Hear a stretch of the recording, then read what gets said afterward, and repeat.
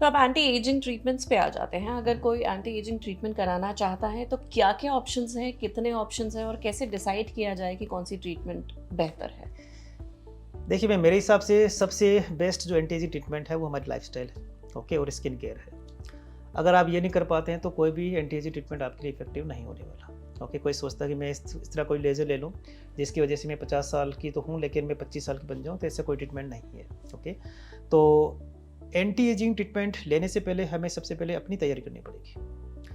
अपनी तैयारी ये है कि सबसे पहले जो मैंने बताया कि एक जेंटल जो आपका एक केयर का पार्ट है, वो सबसे पहले होना चाहिए। सेकंड पार्ट फिर आ जाता है कि हमारे स्किन के अंदर कि हम not skin in general life के अंदर कि हम वर्कआउट कर रहे हैं कि नहीं कर रहे हैं।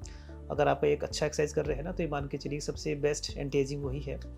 और उसके बाद में फिर डाइट का फोकस है ना, डाइट होना अच्छा ज़रूरी है। और अगर आप अल्कोहल और सब ले रहे हैं तो कहीं न कहीं ये ज़्यादा चीज़ बढ़ने वाली है। और अगर आप कुछ यूज़ करोगे मेडिसिन्स वगैरह या कुछ एंटी एजिंग, अगर ये सारी चीज़ें रहेगी तो मान के चलिए कि उतना इफेक्टिव नहीं हो पाएगा। तो the first is lifestyle management.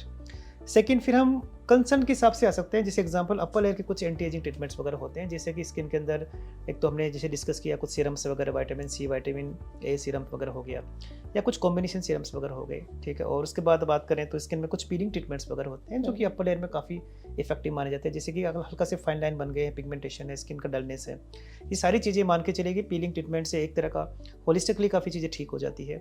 उसके बाद में जैसे कि हाइड्रा फेशियल आपने सुना होगा, ऑक्सीजनियो फेशियल नाम से होता है। दीज बिल्कुल। Are kind of a common treatments जो कि अपर लेयर के लिए बड़े अच्छे होते हैं। अगर आपका स्किन लगता है कि थोड़ा ज़्यादा ड्रूपिंग हो गया है, स्किन के अंदर ज़्यादा लाइंस बन गई है, फेस ज़्यादा ही लटक गया कुछ, in that stage some laser treatment can be planned, okay. जैसे कि एक होता है हाईफू ट्रीटमेंट, और सेकेंड जिसको बोलते हैं एक CO2 laser, fractional CO2 laser, okay. List बहुत लंबी है इस तरह की। और रिसरफेक्स लेजर वगैरह हो गया। कहने का मतलब कंडीशन के हिसाब से हम जो है वो किया जा सकता है। फिर लास्ट में आता है कि अगर आपका एज 45 या 50 के आसपास हो गया और आपको लगता है कि आपको एक ड्रामेटिक चेंज की चाहिए फेस पे, तो वहाँ पे फिर सर्जिकल ऑप्शंस बनते हैं, जहाँ पर फेस लिफ्ट सर्जरी होती है। और उससे पहले एक माइनर सर्जिकल ट्रीटमेंट भी होते हैं, जैसे कि कोई चीज़ को हाइड करने के लिए। हाइड मतलब है कि जैसे कि वो चीज़ें एक्टिवली तो काम नहीं करेगी, बट ये है कि पैसिवली काम करेगी आपकी स्किन के ऊपर। जैसे एग्जांपल कि मेरे अगर ये लाइन ज़्यादा विजिबल हो रही है, I can put filler on that area. अगर मुझे लगता है कि मेरे फोरहेड के ऊपर मेरे ज़्यादा रिंकल दिख रहे हैं स्किन के ऊपर, ओके, जब मैं स्माइल करता हूँ या फिर मैं कुछ फेशियल एक्सप्रेशन करता हूँ, तो उसके लिए बोटॉक्स ट्रीटमेंट्स वगैरह होते हैं। ज़्यादा फेस ड्रूपी नहीं है तो वहाँ पे थ्रेड कर सकते हैं। तो कहने का मतलब एक there are many treatments are there, okay. तो कंडीशन के हिसाब से, स्किन के स्टेज के हिसाब से, okay, that can be planned.